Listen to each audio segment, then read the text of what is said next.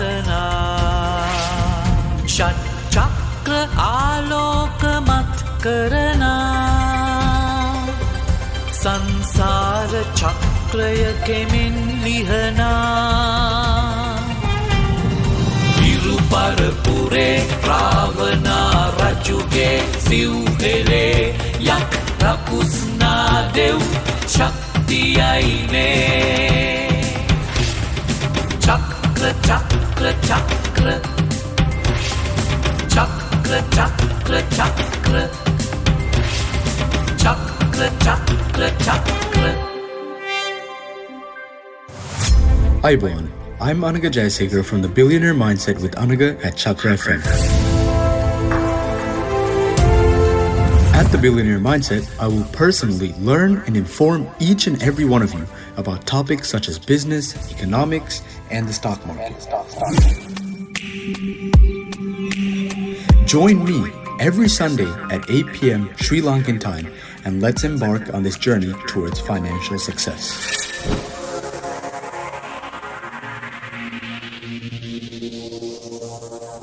Ayubowan, Mama Anaga Nethsara. I welcome you all to Chakra FM, the Millionaire Mindset with Anaga. Today is the very first day of our program. Here we will be discussing topics such as economics, finance, and business. My main objective is to learn these topics and share them with all of you around the world. Now you may be wondering, what is the stock market? At the Billionaire Mindset, I will personally learn and inform each and every one of you about topics such as business, economics, and the stock market.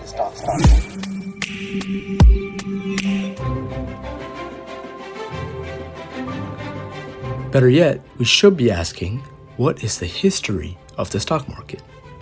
You see, the stock market was first created around the 1500s. Around this time, many businessmen ventured into the land of trading merchandise with other companies. This ultimately created some of the world's earliest stock markets, like the London Stock Exchange and the Amsterdam Stock Exchange. Nowadays, the most prominent location we associate with stock exchanges is Wall Street in New York City. What is the purpose of the stock market? You see, the stock market was first created to allow anyone, regardless of their background, to be able to own and sell parts of a company. That is the basic idea of a stock market. These shares, as they call it, are parts of a company that they could buy for a certain price and either hold it long term or sell it for profit. They could do with it whatever they please. So, to better understand this, we can take the simple yet effective business module that many of us may have used when we were younger. A lemonade stand. Let's say Bobby has a lemonade stand, but he doesn't make any revenue, and because of that, he doesn't make any profits. You see, since Bobby's just 8 years old and has no types of connections with anyone, he can't find any wealthy or rich investors to invest in his business. Because of this, what can Bobby do? Well, Bobby can go public. Basically, he can host an initial public offering or an IPO. Anyone in the world can invest in his lemonade stand and own a small or large percentage, aka a share, depending on how much they invested. Using this money, the person can reinvest in their own business to acquire more lemonade, more cups, a more versatile lemonade stand, or even more employees. You see, if Bobby's able to do this, he can fundraise for his own business, which will kickstart his journey to success. At the Billionaire Mindset, I will personally learn and inform each and every one of you about topics such as business, economics, and the stock market.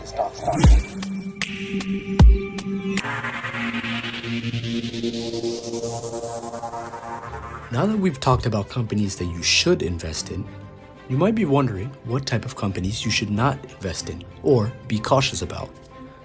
Well, for one, you should be cautious about companies that you don't understand. If you don't have a good grasp of the product or the service that this company delivers, I am most certain that you should not be buying any shares of this company until you do your research. Because this is your hard-earned money, whether it be $10 or $1,000. You see, you'll make yourself very vulnerable to these companies if you ride the wave and listen to what everyone else around you is telling you to do without doing your own research beforehand. Secondly, you should not be investing in companies with bad management. What does this mean?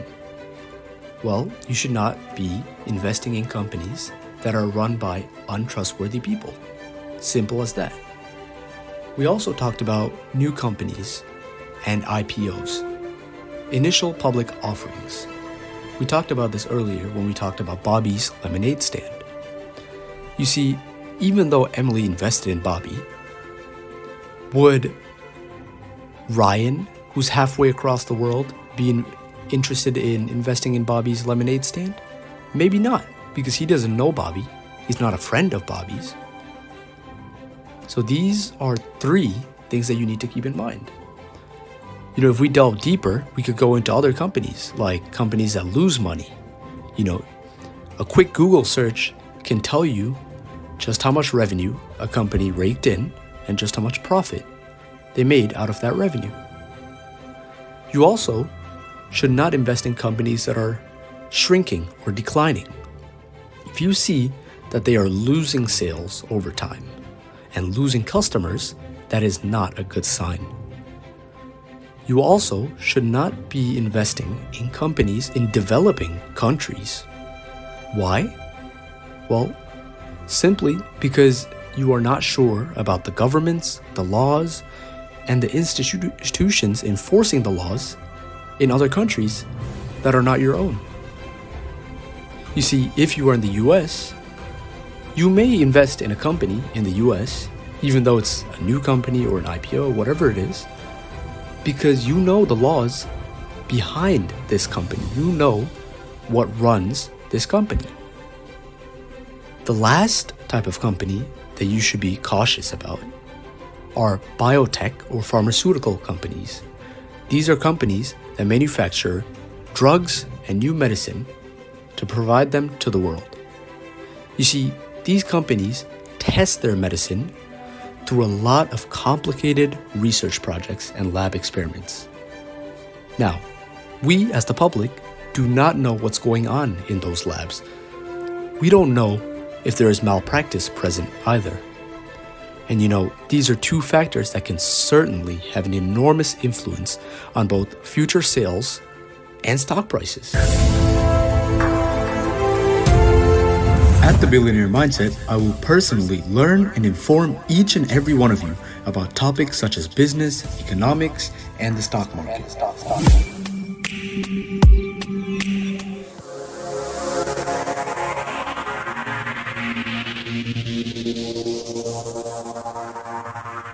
Now, let's assume that Emily, who is Bobby's friend, decides to buy a share of Bobby's lemonade stand for $2 per share. Now, think 1 year into the future. Bobby's business is booming. He has a lot of customers, he has new employees, he has a new lemonade stand, and even a new location. Now, Bobby is really making some good profits. Now, around this time, Bobby's share price is much more than $2. It is much more than the price that Emily bought it for 1 year ago. Let's assume that this share price is at $8 a share now. If Emily decides to sell her share or her part of the company, then she'll make a profit of $6 because she bought it for $2 and she sold it for $8. You see, this is the simplest way to explain how the stock market works. Now, why would Emily want to invest in Bobby's business? You see, even though this is a small topic, even though Bobby's lemonade stand is a small company compared to large-scale companies like fast food chains, McDonald's, Burger King, Walmart, whatever it is, it all boils down to one thing. People need to know and be confident that they are putting their money in something that will be prosperous for them in the long run. You see, if Emily did not believe in Bobby, she would not have invested. But obviously, she's a great friend, so she decides to invest in Bobby's company because she sees that it has potential. You see, you could do the same with any company in the world. Let's take, for example, Coca-Cola. Let's say today you buy a share or a piece, a part of Coca-Cola. Now imagine 10 years down the line. It is most certain that the stock price will have climbed way higher than the price you buy it for today. Why, you may ask? Well, it's because companies like Coca-Cola, large-scale companies, they've shown time and time again that they can stand and prosper throughout time. You see, breakfast, lunch, dinner, whatever time you go into a McDonald's, you'll see that they are serving Coca-Cola or any other brand of soda. Why? Because people drink it. Because it has been something, some may even say it's a staple in cuisine around the world. So this is why you need to be very mindful of the companies that you invest in. Because you can't just go around investing in any company. For example, startups, right? You cannot invest in a startup if you are not sure just how well they will do into the future. Because you don't know. There is no history on this business. You don't know how they used to perform. You don't know what their market value was. You don't know how much their profits were. You don't know how much revenue they made. So that's why you need to be cautious when you invest in any company and do your research thoroughly beforehand.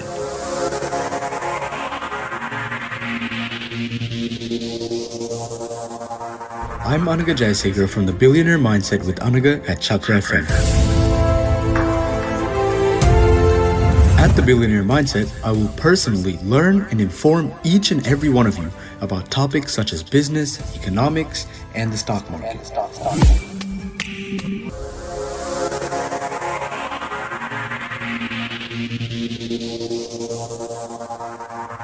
Now, let's talk about the third most popular method of short-term trading, known as swing trading. Swing trading is when you invest in a stock and refrain from selling it for a few days to weeks. As the name suggests, this method involves traders observing the highest prices of a stock at a certain time and comparing it to the lowest price in order to predict the next movement. Using their predictions of the future, swing traders stick with the highs and lows of a stock in hopes of making profit. As you can see, there are multiple ways to be profitable with short-term trading. These three were just some of the basic yet most popular ways. You see, the difference between something like swing trading and day trading is that day traders are in and out of their trades during one trade session within one day. As a day trader, you do not buy and hold that stock until a different date. You sell it. Even if you take a loss, even if you lose money, you sell it within the same day. With swing trading, you need to predict the future after obviously doing hours and hours of research. And you buy a stock and you have to hold it for a couple days or even, like I said, a few weeks. That's just how swing trading works. You see, there are multiple similarities and differences between swing trading, day trading, and scalp trading. Some are fast-paced and some are not. Some require more time and some don't. Swing trading does not require as much time as day trading because you're ultimately looking at a longer duration of time of a stock.